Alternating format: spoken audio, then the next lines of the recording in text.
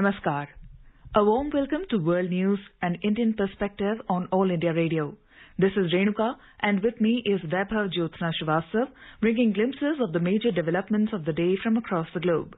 Over the next half an hour, we shall bring you the latest from the world of politics, economy, sports, entertainment, and more. The headlines.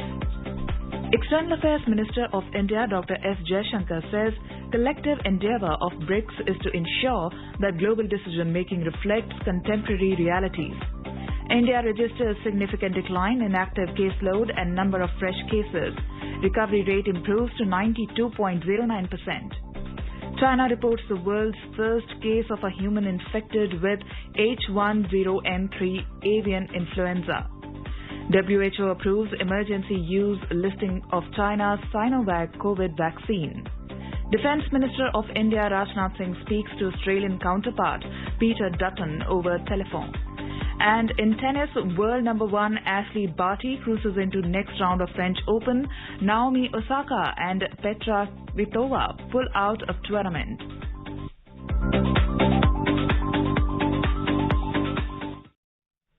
In the wake of COVID-19, we appeal to our listeners not to lower their guard and stay safe and protected by following these 4 simple steps.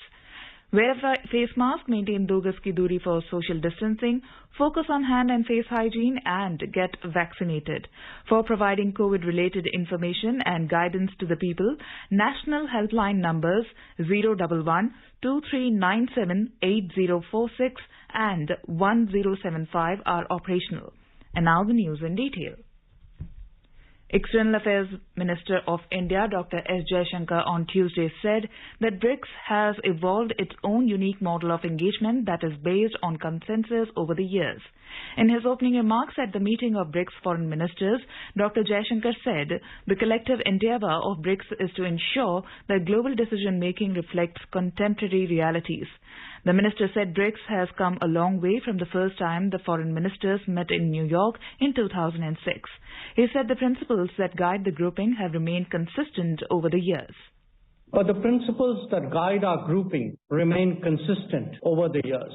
We strive for a fair, just, inclusive, equitable and representative multipolar international system. It is one based on international law and the UN Charter that recognizes the sovereign equality of all states and respects their territorial integrity while displaying mutual respect for interests and concerns of all. It is only by conducting our policies in accordance with these principles that we can expect to bring about the change we desire. He said BRICS strives for a fair, just, inclusive, equitable and representative multipolar international system. It is one based on international law and the UN Charter that recognizes the sovereign equality of all the states and respects their territorial integrity while displaying mutual respect for interests and concerns of all. Dr. Jaishankar stressed that only by conducting policies in accordance with these principles, the desired change can be brought about. India is the BRICS chair for 2021. 4 key deliverables were identified for India's chairship. These are reform of the multilateral system, counter-terrorism cooperation, using digital and technological solutions to achieve sustainable development goals, and enhancing people-to-people cooperation. Dr. Jaishankar expressed happiness that substantial progress has been made on each of these areas in the past 5 months. During the meeting, the ministers reviewed progress in intra-BRICS cooperation and collaboration. They exchanged views on major international and regional issues in political, security, economic, trade, financial and sustainable development spheres. The ministers expressed great concern over the continuing public health, societal and economic impact of the COVID-19 pandemic globally. They expressed condolences for lives lost and pledged solidarity with the affected families. The ministers emphasized the value of bilateral and multilateral cooperation among states to combat the pandemic and its impacts effectively. They called for better international preparedness to fight the COVID-19 pandemic and other current and future health challenges. They also called for timely establishment and effective operationalization of the BRICS Vaccine Research and Development Center. They stressed the need for further work on the proposal for BRICS Integrated Early Warning System for preventing mass infectious diseases risks consistent with international health regulations in line with previous leaders' declarations. They supported the efforts to hold a BRICS symposium on vaccine cooperation. The ministers issued a joint statement on strengthening and reforming the multilateral system. They reaffirmed their commitment to the implementation of the 2030 Agenda for Sustainable Development. The Union government has said that India is registering a significant decline in active caseload and a number of fresh cases. With this, the recovery rate is continuously improving in the country, and it has risen to over 92%. Briefing the media in New Delhi on Tuesday, Joint Secretary of Health and Family Welfare Ministry, Love Agrawal, said that the country was registering over 3 lakh cases a few weeks before, and today India has registered above 1,27,000 cases. हम अगर analyse करें तो देश में 30 state और union territories ऐसी हैं जहां पर कि पिछले एक हफ्ते से कंटिन्यूड बेसिस पर एक्टिव केसेस में डिक्लाइन भी नोट किया जा रहा है, जो कि एक पॉजिटिव ट्रेंड है एंड जरूरी है कि उसी गति से स्टेट लेवल पर, डिस्ट्रिक्ट लेवल पर, फील्ड लेवल पर हमारा कार्य कंटेनमेंट रिलेटेड एक्टिविटीज में चलता रहे. Mr. Agrawal has said the recovery rate is continuously improving in the country. He said the recovery rate was over 81% in the country on the 3rd of May, and now it has reached 92%, terming the vaccination a major tool in the fight against the COVID-19 pandemic. Mr. Agrawal has said over 21 crore 60 lakh COVID vaccine doses have been administered to the beneficiaries so far across the country.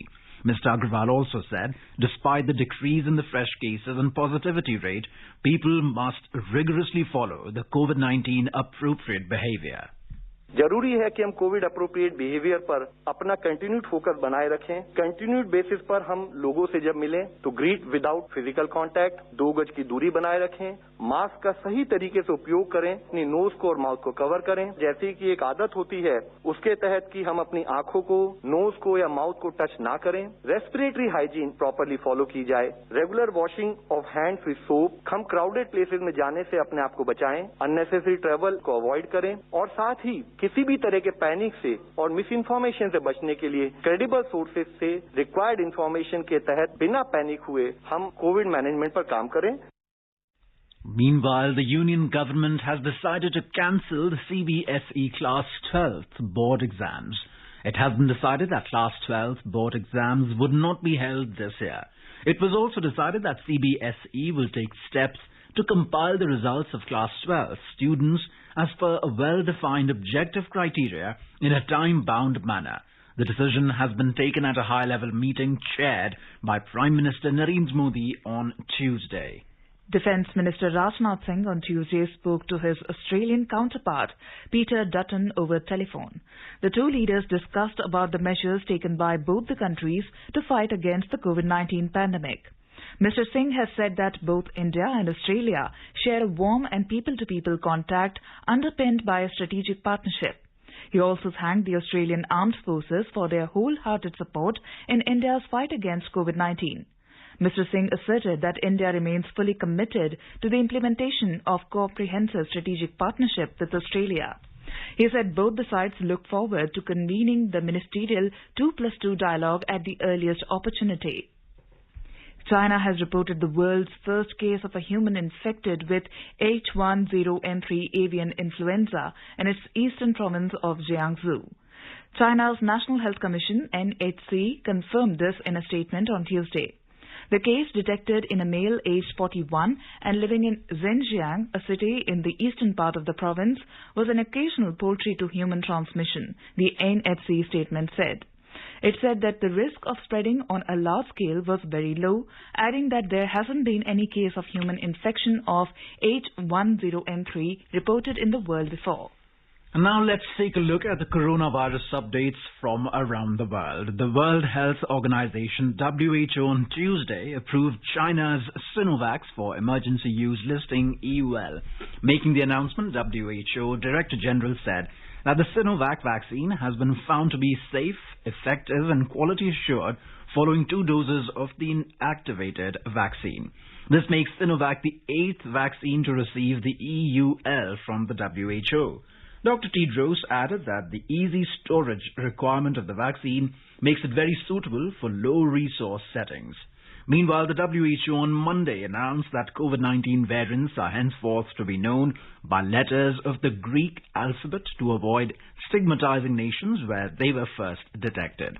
WHO in a statement clarified that the labels do not replace existing scientific names which convey important scientific information and will continue to be used in research. The European Union approved a COVID-19 recovery plan to obtain the necessary funding for the European social and economic recovery. The EU's landmark €750 billion recovery plan, known as Next Generation EU, was drawn up in July 2020. It was announced on Monday after receiving the approval from the 27 members of the European Council. Peru on Monday revised its coronavirus death toll, raising the number of fatalities to more than double its previous count. The government raised the death toll from 69,342 to 1,80,764 on the advice of a panel of health experts which found there had been an undercount. And Malaysia began a total lockdown for 4 weeks on Tuesday, with only essential businesses allowed to operate. This is All India Radio, giving you the world news. 3 steps to stay protected and stay safe from COVID-19. Wear face mask, 2 gaz ki duri to maintain social distancing, maintain hand and face hygiene. Welcome back to the World News. The One Nation, One Standard scheme has been launched with an aim to synergize standards adopted by various standard development organizations in the country. The scheme was launched today in a joint virtual event organized by the Ministry of Railways and the Ministry of Consumer Affairs. The Research Designs and Standards Organization, RDSO, Lucknow, has become the first organization in the country to join the One Nation, One Standard scheme. In today's Hotspot section, we bring you a discussion on the One Nation, One Standard scheme. In conversation are Professor Bijon Kumar Mishra, International Consumer Policy Expert, and Sanjeev Mukherjee, Journalist.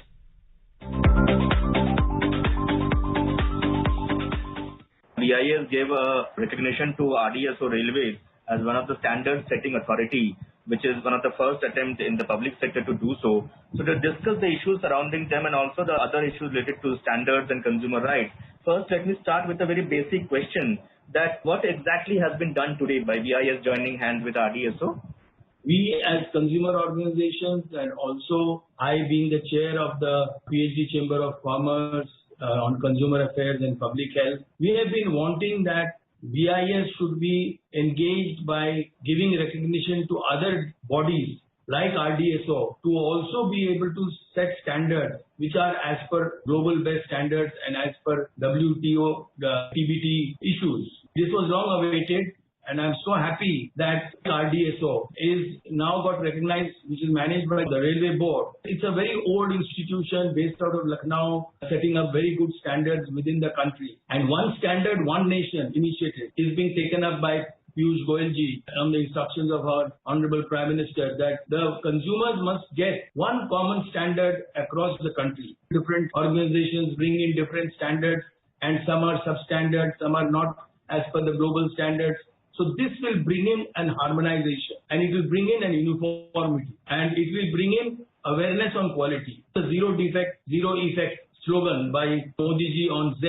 These are some of the initiatives which will lead towards that. We need more and more such organizations to be recognized by BIS, Bureau of Indian Standards, in our country, to ensure that all the organizations which are engaged in setting standards get that due recognition from BIS as a standard setting organization, as a standard development organization. You know that BIS is the only organization in the country which has been mandated to set standards under the Act.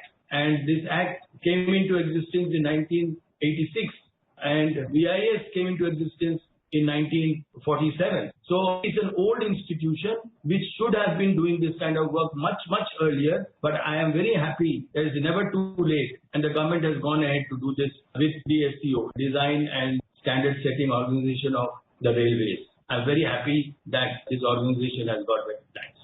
This also brings to the question that BIS is one of the premier agencies to set a standard. It actually sets standards for thousands of products and things, even imported out this thing. So if you start giving authority or power to different organizations to set those, won't there be a dissimilarity? How do you maintain uniformity in that? The most important issue is we all must remember that BIS got started with certain mission. It was known as Indian Standards Institution. And then we got into Bureau of Indian Standards. This engagement will actually help many organizations which are in the country to harmonize. As you very rightly said, what is existing today is everybody is busy setting their own standards, making their own standards. And the vendors, the industry, the users, they are also getting confused that in one organization, they are asking for one certain standard, and in certain organization, they are asking for some other standard for the same product. Now that is what has been creating in terms of poor competitiveness. And also we are not able to compete globally. With this, what will happen? The organization will also get a lot of recognition in terms of making sure that the RDSO gets the best of his knowledge. They will start attending international conferences, they will start attending ISO meetings, and they will be updated. What is the latest technologies? What are the best? They may be the best today, but they are not recognized. So they will get recognized. And that will help in terms of our long-term competitiveness globally. Today, globally, we are unable to compete because we are not able to match with the global best standards. And sometimes we fail to get recognized globally in terms of our product because we had not got that certification done or that standard setting done at the country level. So this will engage our scientists, our innovators, our manufacturers to go for global standards and also become Atmanirbhar. We will be less dependent on products coming from overseas. We will be able to manufacture these products on our own. And these are very important issues which we need to look at. One big point that you mentioned is that on Atmanirbharta, basically on self-sufficiency, this BIS recognizing RDSO, do you think it will also give boost to a lot of domestic players to come into providing services for railways? A lot of small and medium enterprises, do you think will be benefited by that if RDSO sets standards for them as well? Yes, of course. The whole motive is that the small and the medium scale industries in our country, they are our backbone. They are the ones who are being handheld by the big brands or the big industries to manufacture quality products. As I told you that today there was very less focus on quality. There was very less focus on standardization. There was very less focus on value for money and becoming competitive. So this will engage the small and medium scale industries to also become very quality conscious.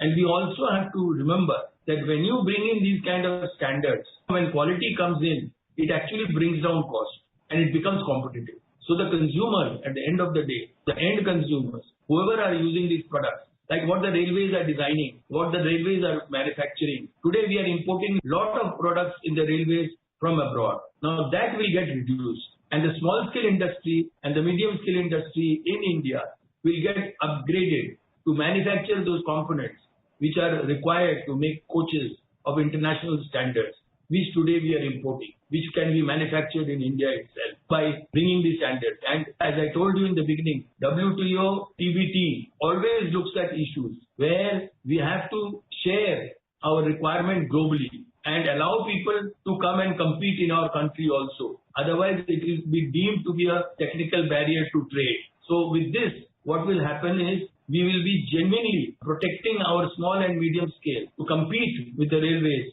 and not allow railways to import and be able to compete with the international players so that our products domestically will be much cheaper than imported products which we are getting from overseas today. So I feel that this is a very good development in the right direction. It will encourage quality. It will bring India in the forefront in the world market, and we will not be scrutinized in terms of TBT under WTO. And that is very important to understand. And institutions which are doing this kind of work, I think they need to be recognized. And I am very happy that the government decided to go through this whole process and made BIS give that recognition to RDSO to become a standard organization where one nation, one standard we can talk about. And that is what we are all the time trying to promote and make sure that organizations like the RDSO, which is under the railways, become globally known. They can start also giving products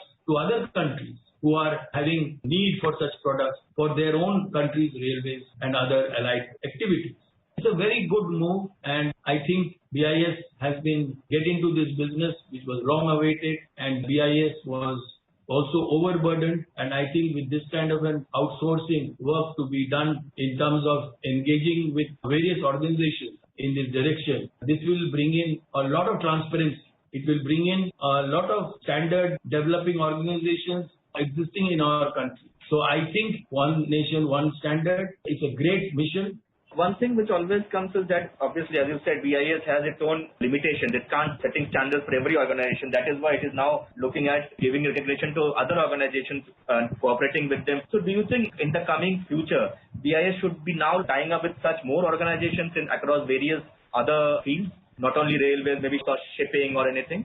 Of course, that is the whole idea. It cannot stop at RDSO. It has to go to other organizations also. For example, in the automobile business, or in other kind of activities which are of large scale, where we have clusters of organizations like telecom, for example. Government has to move. In fact, all the ministries should try to consolidate and figure out that all the research bodies, for example, we have a lot of research organizations in the country, and how they can become SDOs, which is known as Standard Developing Organizations, and BIS should be recognizing them. And that is the activity of BIS. Unfortunately, BIS is the only standard setting body in our country. In my view, in a country like India, we should have many such organizations setting standards. And then only it will be faster, quicker, transparent and accountable. BIS being the only organization, there is a kind of possibility that they may not be so accessible and maybe long drawn because of the burden on them and the pressure on them. So government should be encouraging many organizations to come in and encourage organizations like Quality Council of India to get more active, to promote quality, to promote standardization and engage with the citizens in a manner that they are assured of quality, assured of a standard which is being promised, assured of world best standard being made available in India and made affordable, made accessible. So number of organizations has to come up. This is just tip of an iceberg. I think that this is a starting of the journey, and as I said, all these years nobody bothered about BIS and its expansion on such areas, but now under Piyush Goyalji's leadership, I think it is moving because he is the minister in charge of trade and commerce also, and also railways. So he has integrated all the three ministries which are under him under one, and he's trying to figure out how all the three ministries can work together on a common platform and take advantage of our need for Atmanirbhar Bharat and our urgent need to be globally competitive. And I think the journey has begun in terms of promoting quality. One thing which you always say is that a quality product, as you just rightly said, a quality product is always appreciated by consumers. How do you see the consumers benefiting from it when standards and quality obviously are directly linked to consumer welfare, isn't it? Sanjeev ji, it is very important to understand that a consumer wants what? Value for money. And when he says value for money means he wants assured quality. And with this kind of a move, what will happen is it will bring in a lot of transparency because they will have to adhere by the global best practices. And if the global best practices are adopted within the organization, you will see a remarkable change.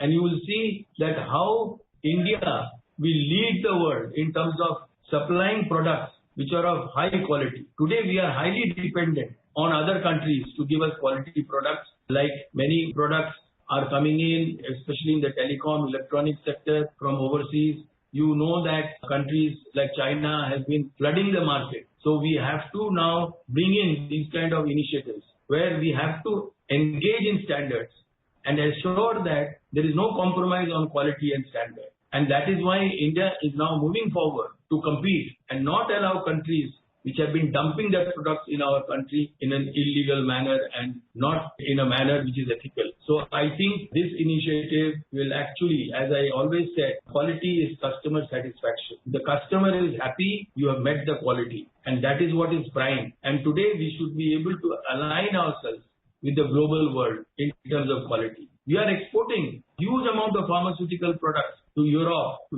US, as per global best standards. We have small and medium scale factories in this country which are FDA, USA approved, which are FDA approved. We have these good quality manufacturing units in our country, but they are not getting incentivized unfortunately, by our government. Now I think they have recognized the need to incentivize such small and medium scale industries which are promoting quality, which are competing globally. They have to be recognized, supported, and as I said, then you will find the Indian consumers will also start demanding quality because they will get used to that quality. Today, we are not able to differentiate between a good product and a substandard product. And that is what is the challenge.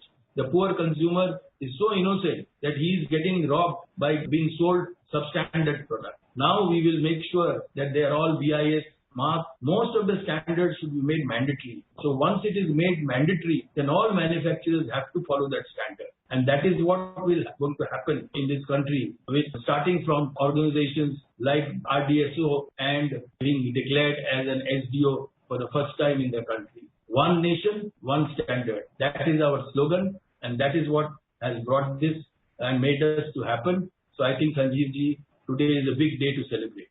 Thank you. Thank you.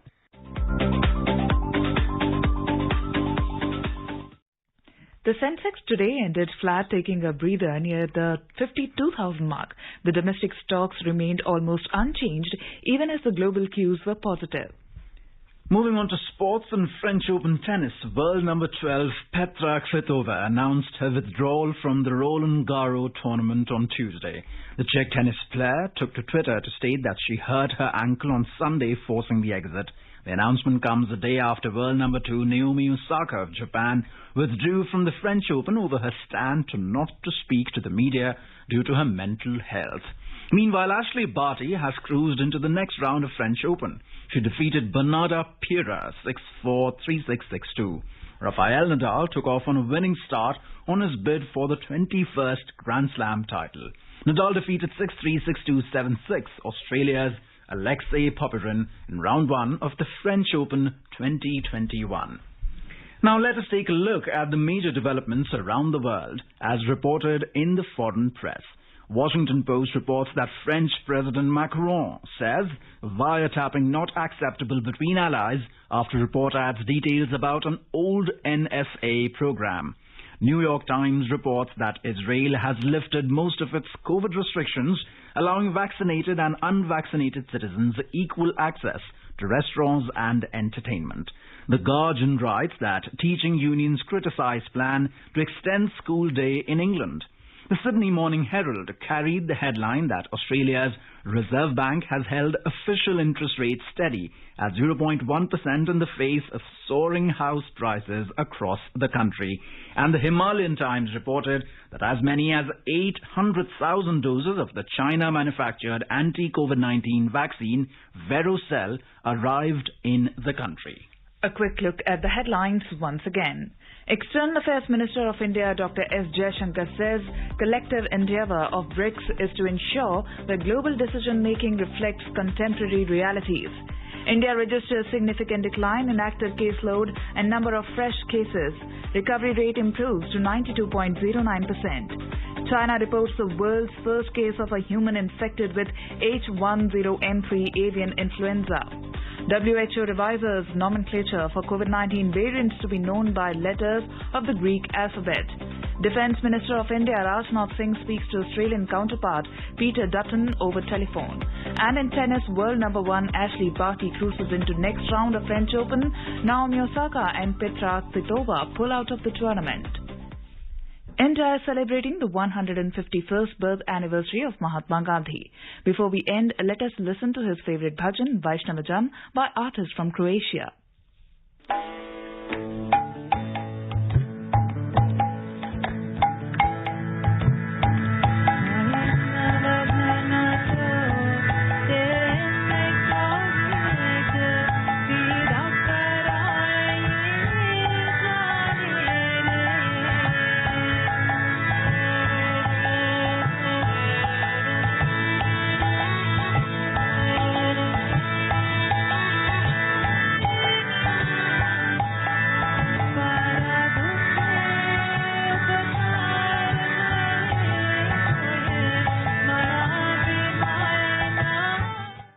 And with that, we end this bulletin. We'll be back at the same time tomorrow with the next edition of World News.